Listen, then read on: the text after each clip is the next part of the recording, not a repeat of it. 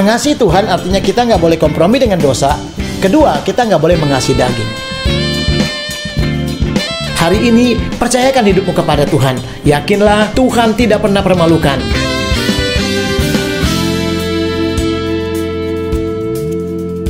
Puji Tuhan, saudara. Kita kembali lagi pagi yang indah ini diberkati Tuhan.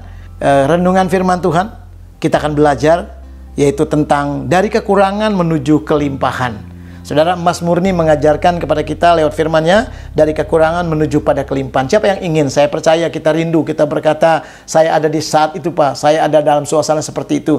Saya merindukan bagaimana saya mengalami kelimpahan, bagaimana mengalami perubahan. Mari dengarkan firman ini, Yohanes pasal 2 ayat yang ketiga renungan pagi ini. Saya akan bacakan buat kita. Ketika mereka kekurangan anggur, Ibu Yesus berkata kepadanya, mereka kehabisan anggur. Saudara, dari kekurangan menuju kelimpahan. Saudara perhatikan, saudara, tak terbayangkan waktu sukacita, suasana semua sedang berjalan dengan baik. Saudara, dengan lancar, lagi senang-senang ketemu satu dengan yang lain, ngobrol-ngobrol tentang mempelai, tentang semua. Saudara, suasana damai. Tapi tiba-tiba, saudara, terjadi peristiwa yang tak terduga. Yaitu apa? Ada berita, ada bisikan, ada suara. Dan ada orang-orang yang pegang gelas, saya mau nambah lagi. Tapi air anggurnya habis. Wah, panik saudara. Sudah dihubungin semua. Dan beritanya semakin besar, semakin membesar. Semakin sampai ke telinga, termasuk ke telinga Ibu Yesus.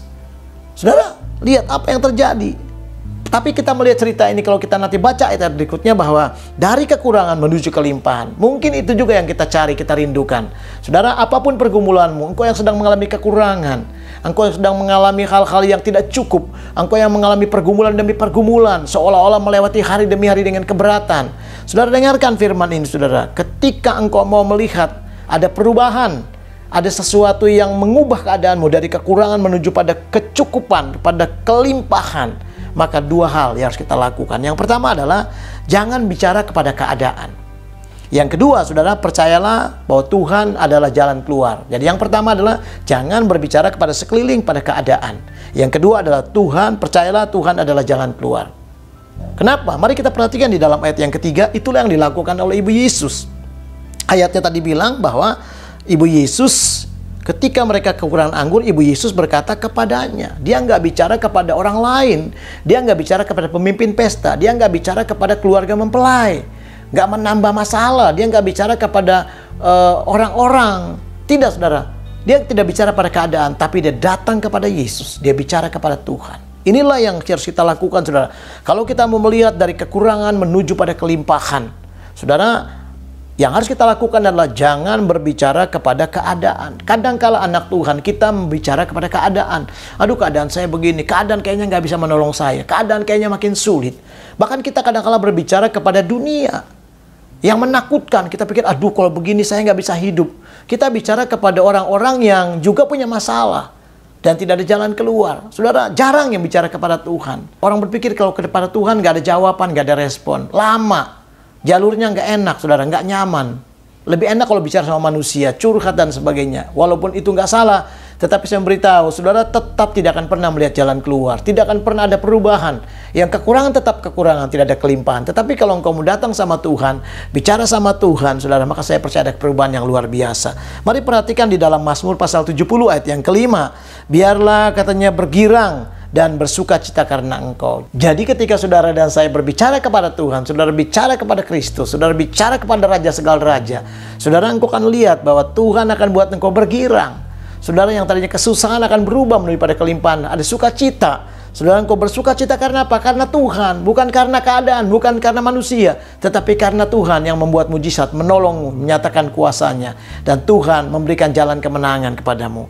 Itu sebabnya, saudaraku, jangan pernah berbicara kepada manusia, kepada sekeliling kita. Hari ini kalau kita bicara kepada diri sendiri, saya nggak mampu, saya nggak bisa, memang hidup saya sudah seperti ini. Bertobat, saudara, kita kembali saja bicara kepada Tuhan. Ketika engkau bicara kepada Tuhan, diskusi sama Tuhan, saudara, komunikasi dengan surga, saya percaya surga akan menyatakan kekekalannya. Surga akan mencurahkan kelimpahannya. Surga akan membuat hal-hal yang tidak mungkin menjadi mungkin di tengah-tengah kita. Itu sebabnya mari kita belajar, saudaraku, untuk terus tidak lagi berbicara kepada keadaan, kepada sekeliling kita, tapi bicaralah kepada Tuhan. Yang kedua, saudara, percayalah Tuhan adalah jalan keluar.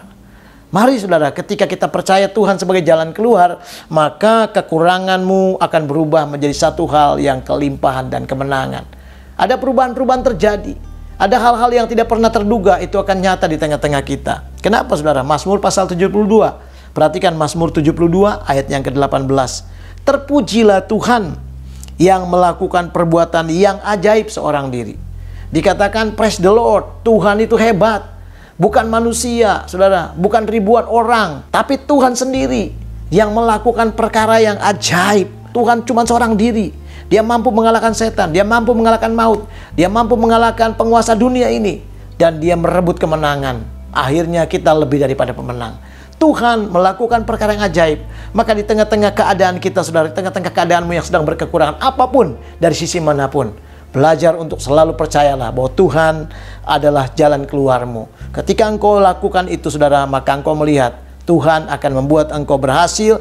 Tuhan akan membuat keajaiban-keajaiban. Tuhan akan mengubah keadaan. Mujizat-mujizat terjadi. Pertolongan-pertolongan yang tidak pernah terduga nyata dalam sepanjang hidup kita. Kenapa? Karena Tuhan mampu melakukannya buat kita semua. Hari ini, saudaraku, dengarkan firman ini, saudaraku. Itu sebabnya jangan pernah engkau ragu lagi tentang Tuhan. Percayalah, Tuhan jalan keluar. Dan jangan pernah berbicara kepada manusia, tapi bicaralah kepada Tuhan, bicaralah kepada surga, bicaralah kepada Roh Kudus. Maka saya percaya ada kemenangan, ada sukacita yang kita alami. Tuhan Yesus memberkati kita semua. Amin.